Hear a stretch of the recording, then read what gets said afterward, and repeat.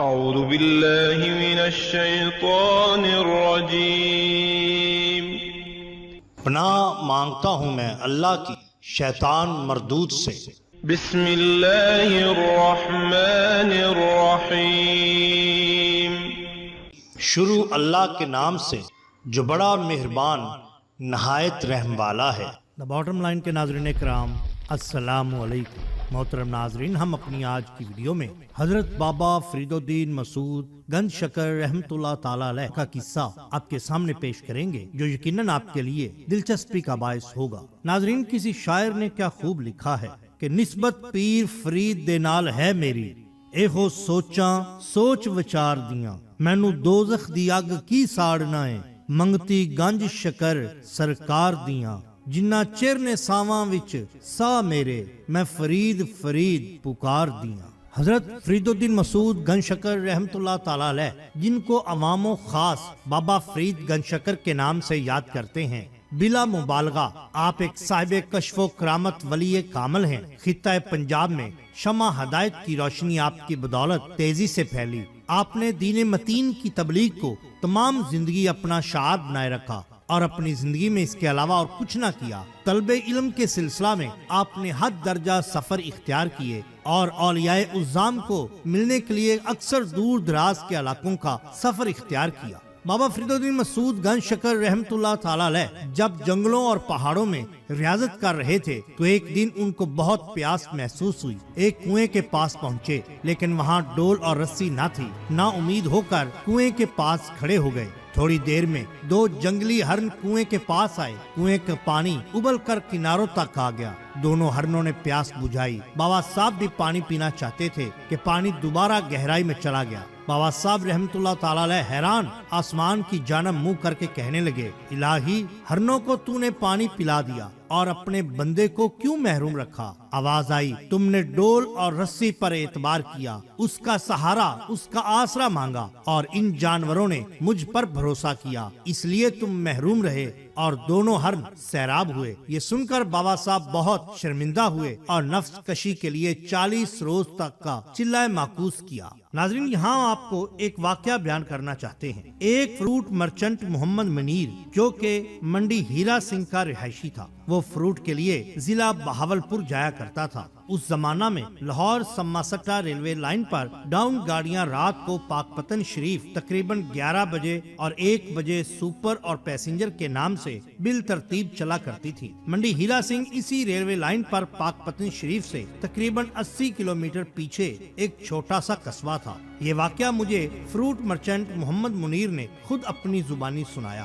وہ کہتا ہے کہ میں 3 دن کے بعد فروٹ لینے کے لیے پیسنجر گاڑی کے ذریعہ بہاولپور جایا کرتا تھا۔ جمعہ رات کو میں پاک پتن شریف دربار پر گزارتا، صبح جمعہ ادا کر کے پھر آگے روانہ ہوا کرتا تھا۔ یہ میرا معمول تھا جس میں شاید کبھی تبدیلی نہ آئی ہو۔ ایک بار سردیوں کا موسم تھا۔ پیسنجر ٹرین اپنے مقررہ وقت سے ذرا دیر سے پاک پتن شریف پہنچی۔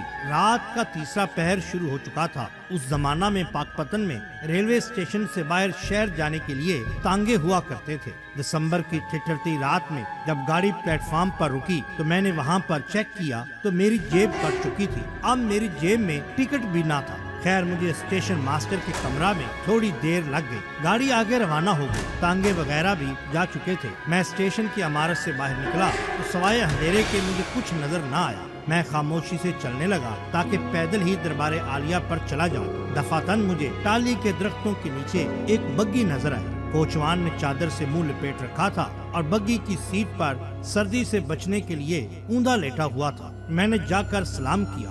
اس نے کوئی جواب نہ دیا۔ میں نے کہا، مجھے دربار حضور بابا فرید الدین مسعود گنج شکر رحمت اللہ تعالی علیہ جانا ہے۔ اس نے مجھے پیچھے بیٹھ جانے کا اشارہ کیا۔ میں پچھلی سیٹ پر بیٹھ گیا۔ اس نے بگی کے پردے لٹکا دیے۔ بگی خراما خراما چلنے لگی۔ میں نے سوچا کہ عجیب بات ہے کہ یہاں پر ہمیشہ تانگے ہوا کرتے ہیں لیکن آج بگی ہے۔ خیر، میں چل پڑا۔ میں نے کوچوان سے کہا ذرا جلدی چلو، لیکن اس نے میری بات کا کوئی جواب نہ دیا۔ خیر تھوڑا فاصلہ طے ہو جانے کے بعد بگی اچانک رک گئی۔ میں نیچے اترا تو میں نے دیکھا کہ میں دربار عالیہ کی بجائے پاک پتن سے باہر علاقہ پیر کریاں کے قبرستان میں کھڑا ہوں۔ چار سو اندھیرا تھا، چاند کی روشنی میں بس قبروں کے ڈھولے دکھائی دے رہے تھے۔ میں نے پیچھے مڑ کر کوچوان سے پوچھنا چاہا کہ وہ مجھے کہاں لے آیا۔ جب میں نے اسے دیکھا تو وہ اسی طرح اپنی سیٹ پر بیٹھا تھا اور چادر سے منہ لپٹا ہوا تھا۔ میں نے آواز دی، بھائی صاحب، استاد جی، لیکن وہ نہ بولا۔